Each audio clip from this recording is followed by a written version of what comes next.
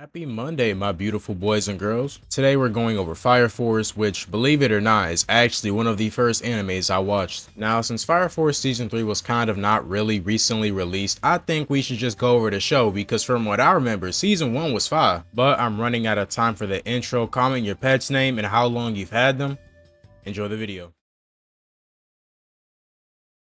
So boom, this is my dog Shinra. He was just minding his business, going to his new job when all of a sudden an Infernal comes off the train cart. This anime does always get bashed for having crazy unnecessary fan service, but I'll always defend the anime for having amazing Infernal designs. These niggas always look crazy. So at this point, Shinra just decides that he's gonna take care of the nigga himself. That's when the lowest ranked Fire Force squad just pulls up and starts pushing niggas out the way. So Shinra's just like, okay. So look, peep game, they both start double teaming, bro. He shoots a low fireball. Maki runs in the front line and dismantles that bitch. And then it's a nigga in the back lines waiting for you to slip up. That's when he just get hit with a crazy right hook. Now, while the whole squad is laughing, hee ha ha, and over here celebrating and shit, a light above them is about to smack the nun right across the head. And Shinra just so happened to see this. So his shoes completely combust. If this was me, I would have been mad as shit. Imagine having a superpower where your feet just light everything on fire. I would never use my powers. Now, since he's the main character, he obviously flies over to go save her. Now, this is where I start to get a little bit suspicious and skeptical because, like, this nigga flew about 1.5 miles to go save this girl. They was not more than 100 feet away from each other. So he saves the girl all smooth and cool. He starts sliding on the ground. Now, I know this is an anime. It's just a show. It's fiction. But, like, bro,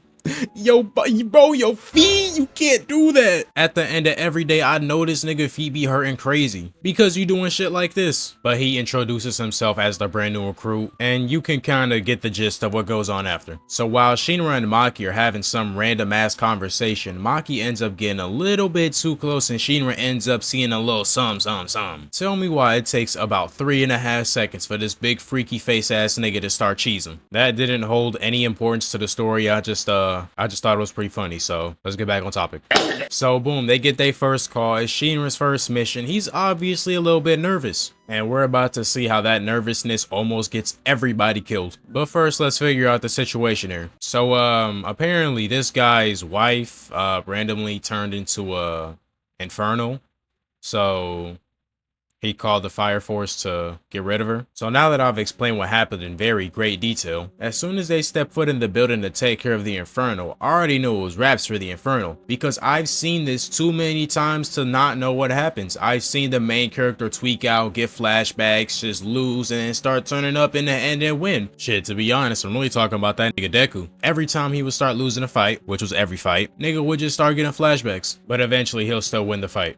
200 likes and I'll cover that My Hero movie. Now, while Shinra is zoned out, the Infernal decides to target him because he's the only one that's AFK. So that's when the Infernal decides to use Human Torch's ult, throw a fat ass fire typhoon at that nigga, smacks his neck on the lead pipe. Actually, I don't know what the fuck that is. I don't think it matters. That thing looks metal. If that was me, bro, on my mama, that shit would paralyze me. And that hit definitely woke his ass up. I don't know how it woke him up. It should have put his ass asleep. So now Squad 8 has found themselves in a peculiar position. They're currently taking fire, hiding behind this little ass, I don't know what this thing is, a hunk of scrap. Now, once they figure out the right time to attack, that's exactly what they do. Once they start pushing up, this Infernal starts running on all fours, dodging bullets like she tapped into the Speed Force or some shit. And I'm not gonna lie. Let me see a human on fire running on all fours dodging bullets. Bro, I'm gone. That's when Shinra loads up the craziest dropkick I've ever seen in my life. Quite literally blew a hole in that woman's chest. Go ahead and skip past that because we get to meet my GOAT, my Night King, the best character in the series, Arthur Boyle, who is in my opinion the best character in the show, argue with a wall. So since Arthur just got here, the lieutenant wants to see what he can do. So he wants them to fight Maki. So Shinra ends up getting washed. The Night King doesn't fare much better either. Nigga whips out Excalibur trying to ore farm with it just to get a knee right to the jaw.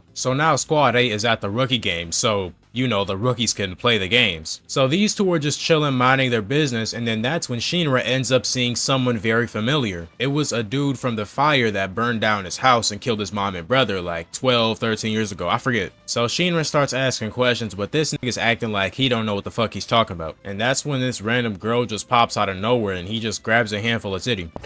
Yes, I deliberately left that in there so I could make the joke. While Shinra is just walking through the rookie games building, he ends up running into this one dude that has some crazy looking eyes. So naturally, they just start boxing. Shinra over here busting out his favorite dance moves, over here twirling and spinning around and shit. That's when this guy just starts throwing ashes at Shinra, and for some reason, them bitches start blowing up. Shinra decided that he had enough of this man's games, so he proceeds to launch himself in the air and change directions 4 times. Nigga just copy Bakugo move from My Hero. Meanwhile, all this is going on, Arthur and the cat girl just so happened to walk into this scuffle, and dude decided that 3 was a crowd, so he just shook. A couple days later, this Infernal is standing outside of a bank, I think, holding a nigga up by his mouth. I'm not even gonna question why, but you know Captain America and the Winter Soldier already own it. Double flying kick sent this man like 15 yards. Soon as that kick landed, he decided it was time to go. Dude starts jumping over buildings and stuff, but Shinra's already on it. Now, in my opinion, this might be the most disrespectful I've ever seen Shinra. The Inferno lands in a populated area and Shinra's already there walking towards him. This about to be a crazy ass beatdown, peep game. Shinra kicks a car perfectly vertical into the air, jumps up and kicks the car right back down at the Infernal with the intent to kill him. What is this nigga's feet made out of? Titanium? He just kicked the car barefooted with enough force to send it 30 feet in the air, and you're telling me his feet aren't broken? That's when Shinra just starts farming up the aura. This fight was just so disrespectful, bro. And then Hibana's little nosy ass is just watching. So the Infernal is on his knees begging for his life, just waiting for Shinra to let his guard down. And whenever he thinks he had him, Shinra just completely blows his right arm off. But his victory is short-lived, because that's when Hibana's annoying ass pulls up and takes the Infernal into custody instead of killing it. That would have been the quickest report to headquarters you would ever see in your life. So Iris goes to talk to Hibana because they knew each other from some time ago, and then Hibana just decides to burn all her clothes off. This show got so much fan service, bro. High School DxD would never.